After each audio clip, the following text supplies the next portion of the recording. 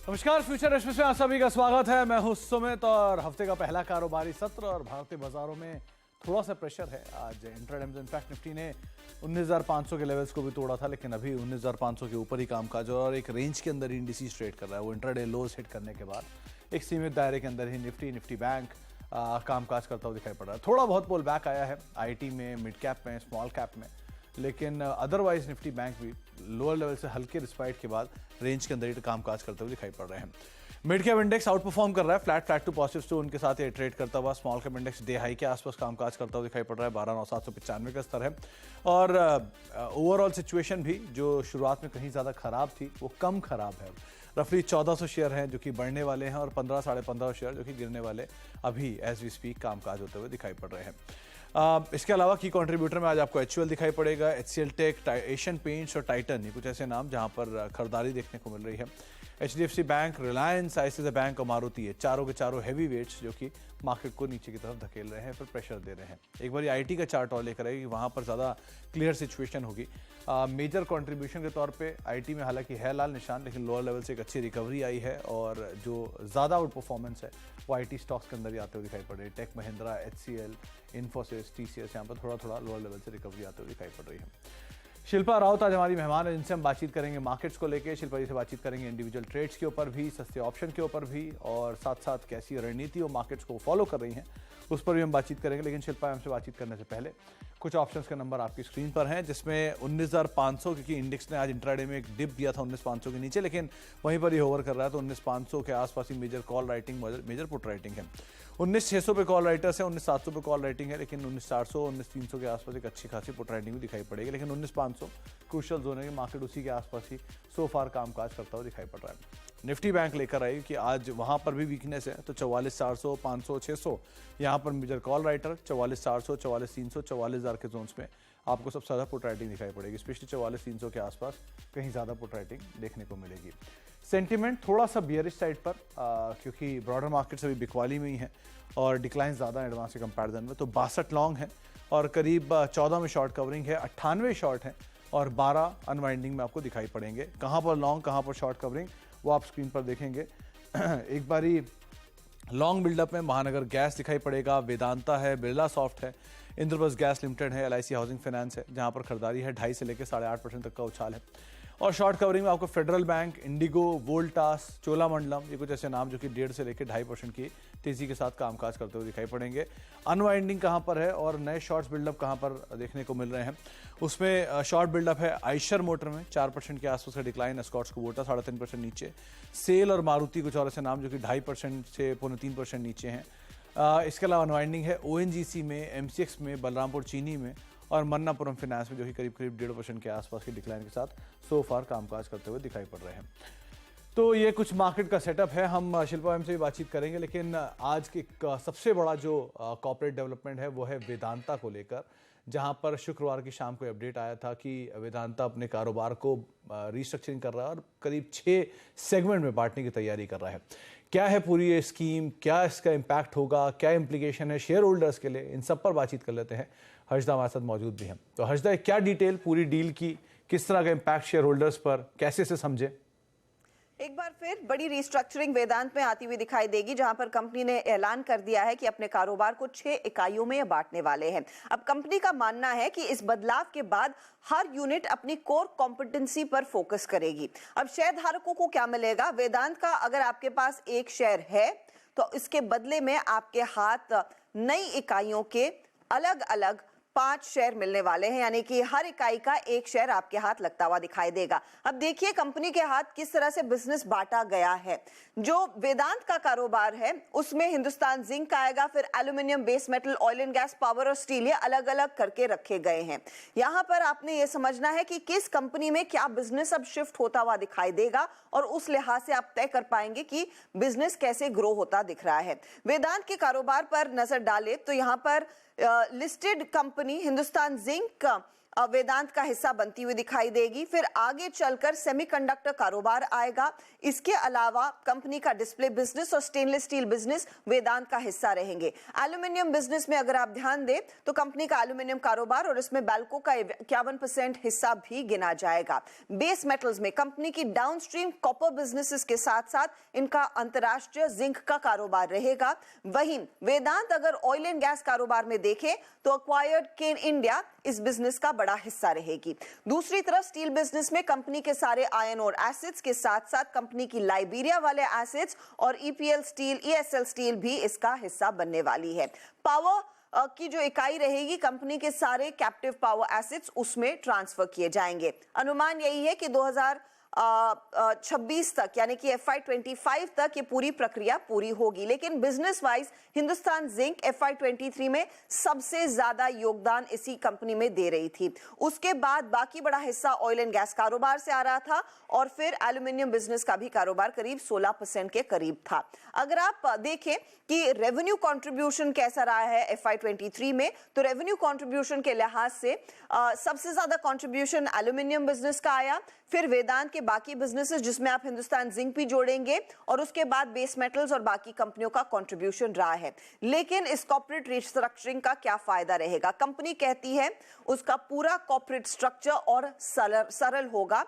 अलग अलग इकाइयों को अपना कारोबार स्ट्रेटेजिक तरीके से बांटने और बढ़ाने में दरअसल मदद मिलती हुई दिखाई देगी और साथ ही निवेशकों के पास कारोबार के लिहाज से निवेश करने के अलग विकल्प भी मिलते हुए दिखाई देंगे।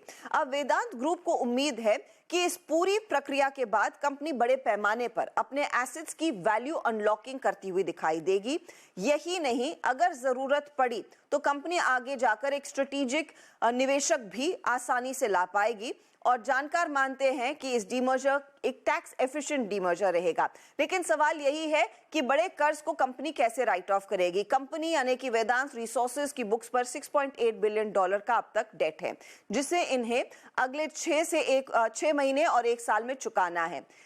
सेकेंड हाफ ऑफ FY24 में $1.4 बिलियन की कर्ज चुकाना है। FY25 तक $3 बिलियन तक का कंपनी को कर्ज चुकाना है। इस पूरी वैल्यू अनलॉकिंग और डीमर्जर के बाद उम्मीद यही है कि कुछ एसेट्स बिक सकते हैं और वहां से अगर रकम आती है तो कंपनी उसे कर्ज चुकाने में इस्तेमाल कर सकती है। हालांकि इस पर कंपनी ने अब तक खुलासा नहीं किया है।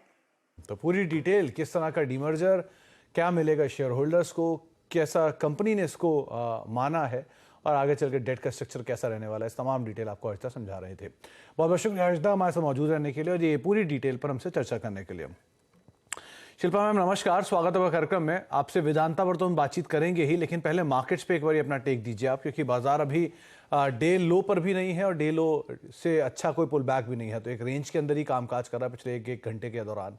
निफ्टी बैंक में भी कुछ सपोर्ट आया IT से, लेकिन निफ्टी बैंक ने प्रेशर अभी प्रिवेल कर रखा है। कैसे रीड कर रहे हो आप मार्केट्स को, क्या करना चाहिए बाजार में? गुड आफ्टरनून सुमित जी, आपने बिल्कुल सही बोला कि यहाँ पे मार्केट में कोई स्ट्रेंथ नहीं है। यहाँ पे सपोर्ट की तरफ आते हैं, थोड़ा सा एक बाउंस आता है जो लेकिन बहुत ही मिनिमम रहता है। तो अगर हम लोग ऐसे ब्रॉडर पर्सपेक्टिव से सोचेंगे तो यहाँ पे टेक्सचर थोड़ा साइडवेज से वीक की तरफ जा रहा है, जहाँ पे 19,200 के टारगेट्स और क्लैरिटी से हमको दिखाई दे रहे हैं। तो यहाँ पे 19,700 19,800 पे डेफिनेटली रेजिस्टेंस है। तो एनी बाउंस टूवर्ड्स 19,600 से 50 आपको सेल करना चाहिए और फिर एक पोजिशनल टारगेट ऑफ 19,200 को आपको एम करना चाहिए। इंट्राडे में आपको ऐसे डिप्स मिलते रहेंगे, एक बाउंस मिलता रहेगा जहां पे आप इंट्राडे रेंज प्ले कर सकते हैं। स्टॉक स्पेसिफिक एक्शंस बहुत ज़्यादा है, वहां पे आप फोकस कर सकते हैं।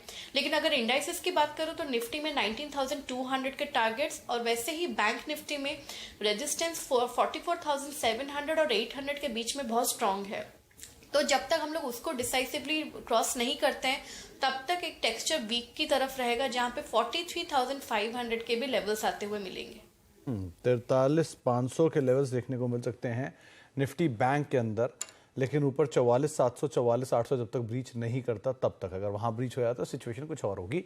लाइकवाइज निफ्टी के केस में भी 19,200 आ सकता है अगर ऊपर के लेवल पे रेजिस्टेंस को ब्रीच नहीं कर पाता है तो Shilpa ma'am, stock specific story वो तो कहीं ज्यादा डेवलप हो रही है, अच्छे स्टॉक्स दिख रहे हैं, यहाँ कैसे रीड कर रहे हो आप? Long short? मिक्स बैग है। तो पहले मैं एक लॉन्ग कॉल दूंगी जुबिलेंट फूड में। जुबिलेंट फूड बहुत स्ट्रक्चरली वेरी वेल प्लेस्ड है। इंट्राडे में अगर आप देखेंगे भी तो 528 527 पे फ्यूचर्स की मैं लेवल्स की बात कर रही हूँ, तो बहुत स्ट्रॉन्ग सपोर्ट है। तो आप यहाँ पे 528 के स्टॉप लॉस से इन फ्यूचर्स, जहाँ पे अभी आप टारगेट्स ऑफ 550 से 560 हम लोग एक्सपेक्ट कर रहे हैं, तो रिस्क रिवॉर्ड बहुत फेवरेबल है। हमने इसको प्रभुदास लीलाधर में 550 का कॉल ऑप्शन जो रफली अभी 12 रुपए के अराउंड ट्रेड कर रहा है, हम लोग उसी में हमने दिया हुआ है। आप उसमें भी पार्टिसिपेट कर सकते हैं। स्टॉप लॉस 9 रुपए का मेंटेन कर सकते हैं। यहाँ पे भी टारगेट्स आपको 19-21 तक भी आते हुए मिलेंगे। तो जुबिलेंट फूड एक लंबे कंसोलिडेशन के बाद चला है। 550-560 के टारगेट्स के लिए आप लॉन्ग जा सकते हो। ये 550 की कॉल भी आपकी स्क्रीन पर है, जो कि 11.70-12 रुपए की रेंज में है। 19 या 21 ये इसके टारगेट्स रहेंगे और करीब 9 का एक स्टॉप लॉस यहाँ पर आप मेंटेन कर सकते हैं। पहली कॉल शिल्पा मैम की तरफ से है। मैम, दूसरी कॉल आपकी तरफ से? दूसरा मेरा सेल कॉल रहेगा। सेल कॉल यहाँ पे रहेगा इंडिया सीमेंट में। इंडिया सीमेंट 240 का एक अच्छा खासा इसका रेजिस्टेंस है। आज के फ्यूचर्स के हाई भी वहीं पे है, तो उसको स्टॉप लॉस रख के आपको एक लंबे टारगेट एकदम 220 215 तक भी आप यहाँ पे देख सकते हैं। तो इंडिया सीमेंट एक सेल है। इंडिया सीमेंट सेल साइड पर आप ये कॉल ले सकते हैं और 234-235 के जोन्स पे भी ये कामकाज कर रहा है और एक शॉर्ट साइड पे पोजीशंस यहाँ पे इनिशिएट की जा सकती है। तीसरा कॉल शिल्पा मैम आपकी तरफ से? तीसरा मेरा यहाँ पे रहेगा एक again sell call Ashok Leyland में। अशोक लेलैंड में 181 182 इन फ्यूचर्स पे एक रेजिस्टेंस है। आप इसके स्टॉप लॉस से यहाँ पे 170 167 के टारगेट्स के लिए इसको अप्रोच कर सकते हैं। तो अशोक लेलैंड तीसरा नाम, वो भी बिकवाली की साइड पर, जहाँ पर आप सेल साइड पे स्टॉक देख सकते हैं। ऑटो सेल्स के नंबर्स के बीच में यहाँ पे बिकवाली की बातचीत हो रही है और 178 179 के जोन्स में स्टॉक कामकाज कर रहा है, लेकिन फर्दर डाउन साइड 170 167 के आसपास स्टॉक को ले आ सकता है। तो 167 170 के टारगेट्स के लिए आप इसको सेल साइड पे लेकर चल सकते हो। तो एक बाय कॉल और 2 सेल साइड की कॉल शिल्पा मैम की तरफ से आते हुए दिखाई पड़ रही है। शिल्पा मैम, इंडिविजुअल स्टॉक्स में कुछ और स्टॉक्स जहाँ पर आज मोमेंटम है, उसमें एक महानगर गैस एक अच्छी कॉल, ये राजेश पालविया सर ने भी ये कॉल बताई थी आज सुबह, लेकिन 8% की बढ़िया तेजी यहाँ देखने को मिली। डे हाई पे कामकाज कर रहा है और इसके साथ साथ वेदांता, जिसकी अभी हम थोड़ी पहले चर्चा कर भी रहे थे। तो दोनों में क्या करना चाहिए? एमजीएल में अभी मुझे लगता है कि आपको अपना जो ट्रेलिंग स्टॉप लॉस है वो 1080 तक कर देना चाहिए। जिन्होंने यहाँ पे 1000 के लेवल्स पे हमने भी बहुत बार इसको रेकमेंड किया हुआ है, तो हमने इसको अभी ट्रेल करने के लिए इसको रेकमेंडेशन दिया, बिकॉज इसमें मोमेंटम है। पूरा गैस सेक्टर अच्छा खासा परफॉर्म कर रहा है, तो ये राइड को तो और भी एंजॉय करना चाहिए। तो यहाँ पे 1080 को ट्रेल कर दीजिए। फ्रेश पोजीशन अगर किसी को लेना है तो बिकॉज ऑलरेडी आज 8% ऊपर है, तो यहाँ पे फ्रेश नहीं लेना चाहिए, थोड़ा रुक जाना चाहिए। अगर फिर भी यहाँ पे कोई अटेम्प्ट करेगा तो सेम 1080 के स्टॉप लॉस से आप यहाँ पे लॉन्ग अटेम्प्ट कर सकते हैं। तो 1080 का स्टॉप लेके आप लॉन्ग साइड पे पोजीशंस को अटेम्प्ट कर सकते हैं। और वेदांता, इस पे क्या टेक रखते हो आप? वेदांता यहाँ पे 230 के ऊपर अभी इसका एक अच्छा ब्रेकआउट आया है। यहाँ पे मुझे लगता है बाइंग बनता है 245 250 के टारगेट से। तो आप यहाँ पे 230 के नीचे अराउंड 228 229 के जोन्स पे आप एक स्टॉप लॉस मेंटेन कीजिए। यहाँ पे लॉन्ग साइड पे ही रहना चाहिए। लॉन्ग साइड पे रहिए। 228 229 ये आपका एक स्टॉप रहेगा और आप 230 के ऊपर एक नया ब्रेकआउट बनते हुए यहाँ पर देख भी रहे हैं। ये कॉल राजेश पालविया सर की भी है, जो कि महानगर गैस पे आई थी। इसका जिक्र भी मैं कर रहा था। 1105 1110 के टारगेट्स के लिए उन्होंने खरीदारी की राय दी थी। 1120 का मौजूदा स्तर है, लक्ष्य अचीव होता हुआ दिखाई पड़ा। 1068 की कॉल, 1068 का एक स्टॉप लॉस उन्होंने सुझाया था। एक ब्रेक का वक्त है। ब्रेक के उस पार हम शिल्पा मैम से एक सस्ता ऑप्शन भी आइडेंटिफाई करवाएंगे और जानते हैं कि पिछले हफ्ते की बढ़िया कॉल के बाद इस हफ्ते शिल्पा मैम कौन सी कॉल लेकर आए। छोटे से ब्रेक के उस पार आप देख रहे हैं फ्यूचर एक्सप्रेस और 19,528 स्लाइटली अपटिक्स निफ्टी के अंदर आते हुए दिखाई पड़े 530 के आसपास। अभी भी सॉन्ग हुई गिरावट यहाँ पर देखने को मिल रही है इंडेक्स में। तो बिकवाली तो है, लेकिन जो रेंज है उसके रेंज के अपर एंड के आसपास हम जरूर कामकाज कर रहे हैं। शिल्पा मैम, सिचुएशन में सस्ता ऑप्शन, और इंटरेस्टिंग ये है कि क्या आज कॉल है या फिर पुट है? नहीं, कॉल ही है। और क्योंकि जैसे हमने बात किया कि गैस सेक्टर्स में बहुत अच्छा मोमेंटम है, आईजीएल, एमजीएल, गुजरात गैस सब अच्छा लग रहा है यहाँ पे, तो गुजरात गैस में बाई रहेगा।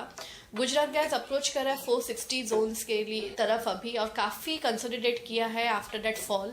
तो यहाँ पे एक अच्छा बेस बन गया है, यहाँ पे 460 डेफिनेटली आ रहा है। तो यहाँ पे आप 445 का जो कॉल ऑप्शन है, जो रफली अभी 7 रुपये 90 पैसे 8 रुपये के बीच ट्रेड कर, आप इसमें पार्टिसिपेट कीजिए। स्टॉप लॉस 5 रुपये का रखिए। यहाँ पे ऑप्शंस आपको डबल होते हुए भी दिखेंगे। 12 का पहला टारगेट है, देन आपको 16 और उसके ऊपर भी, मतलब ये मुझे लगता है कि अच्छा 20 की तरफ भी अप्रोच करते हुए मिलेगा। तो एक बहुत ही अच्छा ल्यूक्रेटिव ऑप्शन है ये।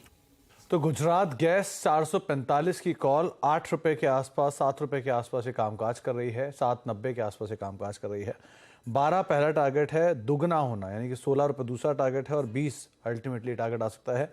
5 का एक स्टॉप लॉस यहाँ पर आप मेंटेन कर सकते हैं। थोड़ी पहले हम एमजीएल बात कर ही रहे थे और अब गुजरात गैस जो कि शिल्पा मैम की तरफ से एक कॉल आते हुए दिखाई पड़ रही है।